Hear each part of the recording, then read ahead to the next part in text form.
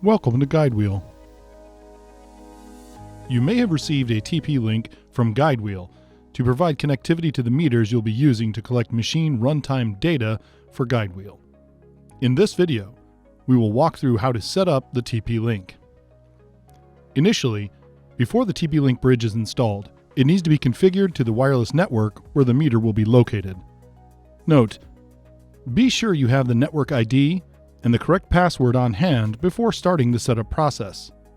Also, do not connect Ethernet to the TP link bridge before setup via Wi-Fi is complete.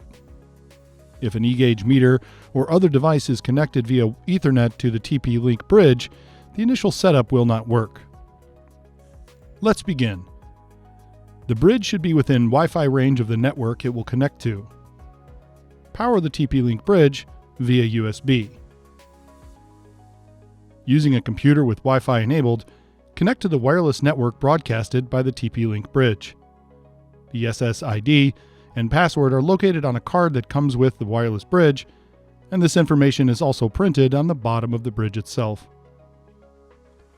Once connected to the wireless bridge's network, open a web browser to the address on your screen.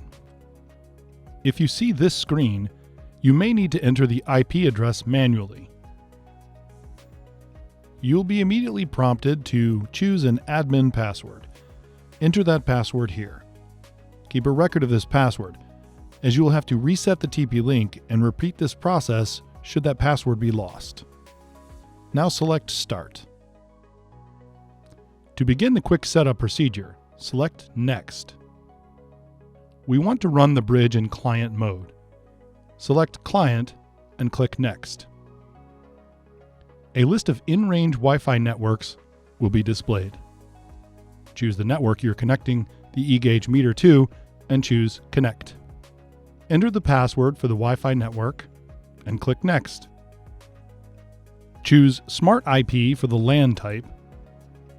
This will automatically assign the admin interface and IP address from the main network, and any eGauge meters connected to the Ethernet port will obtain an IP address from the main network. Press Next to continue. Review the configuration. Write down any information you need to keep on hand and press Finish to save and reboot. The TP link is easily mounted using heavy-duty hook and loop tape. It is recommended that you mount the TP link on the outside of the NEMA enclosure, and it may be necessary to mount it in a location nearby that has a stronger Wi-Fi signal. Here, I've mounted it to the inside of our NEMA enclosure lid, as our main Wi-Fi router is merely 8 feet away. Now that your TP link bridge is configured, it can be connected to the eGauge meter. Connect both the USB and Ethernet cable to the meter.